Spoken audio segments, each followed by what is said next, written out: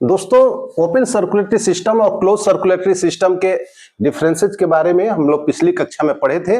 तो एक नया सवाल उठा हुआ है कि what are the advantage of the close circulatory system in your opinion, which is the superior closed और ओपन सर्कुलेटरी सिस्टम।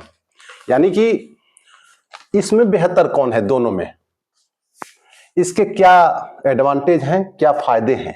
तो डिफरेंसेज में 1 2 3 4 5 6 आपको फायदे ही हैं, ये बताए जा सकते हैं। लेकिन यहां सवाल थोड़ा सा कठिन लगता है कि खुला परिसंचरण तंत्र से बंद परिसंचरण तंत्र बेहतर कैसे है।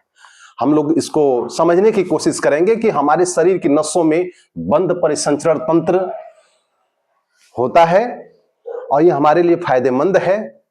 यह जटिल जितने भी जीव हैं, पक्षियां हैं, सरीसृप हैं या इंसान हैं, स्तनधारी हैं, इन सभी के लिए बंद परिसंचरण तंत्र एक उपहार के समान है।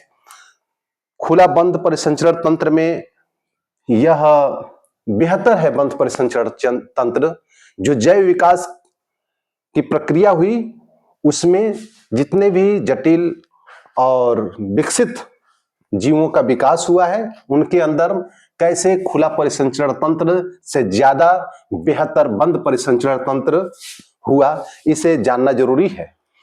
तो हम जानते हैं कि बंद परिसंचरण तंत्र के एडवांटेज को समझा जाए कि इसके अंदर जो न्यूट्रिएंट्स हैं, जो गैसेज हैं, उनका तीव्र और प्रभावी परिवहन होता है।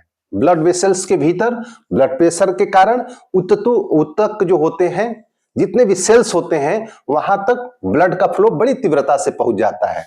दूसरा है कि रक्त का जो प्रवाह है वह नियंत्रित होता है। इनके अंदर नियंत्रित नहीं होता है। शरीर में आवश्यकता के अनुसार ब्लड सप्लाई होती है। अगर भोजन कर रहे हैं तो पाचन के लिए ज्यादा ब्लड सप्लाई होने लगेगा, दौड़ रहे हैं तो वहां ब्लड सप्लाई तेज हो जाएगा।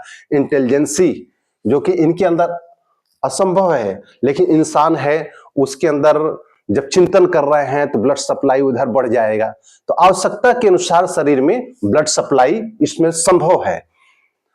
तीसरा है कि उच्च रक्तचाप इसमें बना रहता है और एक डायरेक्शन में होता है, नियंत्रित होता है, जिससे परिसंचरण तंत्र इसका प्रभावी होता है और तेज होता है। अपशिष्ट पदार्थ जो शरीर के अंदर विषैले पदार्थ बनते हैं उनका तीव्र और शीघ्रता के साथ निष्कासन होता है। कार्बन डाइऑक्साइड या ड्रग के जो अपशिष्ट होते हैं उस शरीरीय अंग जैसे लीवर और किडनी में पहुंचता है और उसके जरिए फिल्ट्रेशन हो जाता है और निष्कासन हो जाता है तेजी के साथ।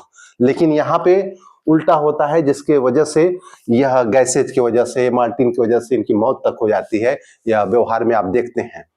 जटिल जो शरीर होते हैं, विकसित शरीर होते हैं, उनके क्रियाओं के लिए यह बंद परिसंचरण तंत्र उपयुक्त होता है। यह तंत्र अधिक मेटाबॉलिक रेट उत्पन्न होने के कारण बड़े जो शरीर के आकार हैं और सक्रिय जीवन शैली होती है, उन प्राणियों में यह उपयोगी होता है। जरूरत इसकी ज्यादा होती है। बंद परिसंचरण तंत्र में रक्त उच्च दबाव में वेसल्स में फ्लो होता है। इस चीज को समझिए, जिससे कि न्यूट्रिएंट्स और गैसेज का तेज और नियंत्रित परिवहन होता है। यह तंत्र उच्च मेटाबॉलिक रेट यानी चयापचयी दर के कारण जटिल शरीर क्रियाओं के लिए यह उपयुक्त होता है, बेहतर होता है।